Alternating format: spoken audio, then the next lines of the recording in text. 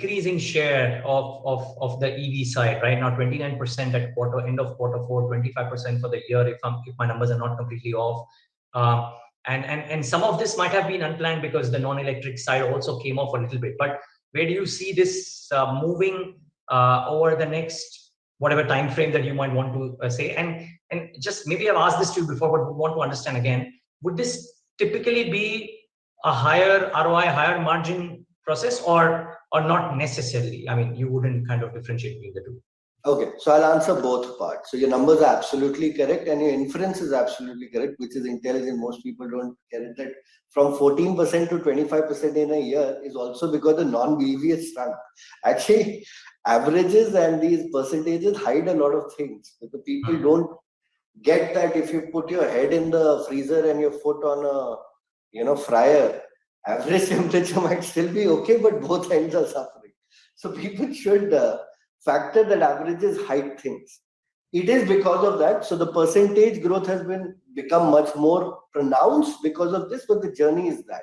If you look at our order book, 62% is EV, right? So 62% of incremental sales is EV. Today you are at 25. Average this and you get the number for the next 10 years. Median will be what? So median is now 87 upon 2, 43.5%. Is your median year, that in the next 10 years, if you took the average, 43.5 is already EV.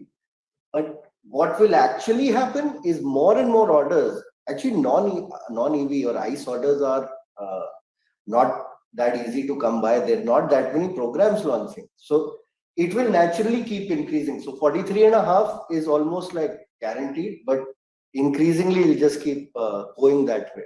I mean, there will come a point in 2035, 36 is our prediction, then it will be 100%.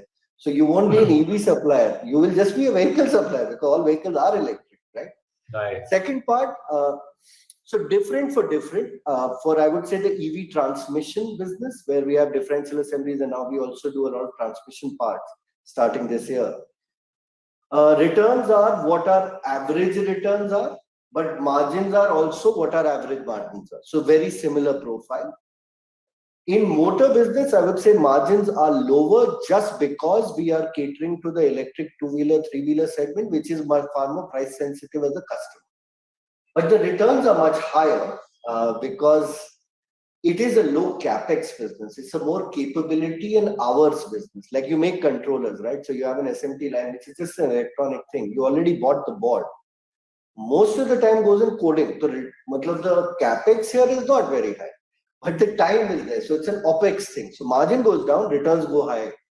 So it's a balance.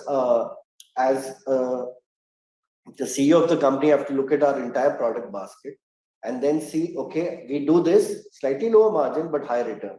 This we do slightly higher margin, but lower return. And you balance it all out so that we keep the company on the same track that we want. So that's how we are doing it right now.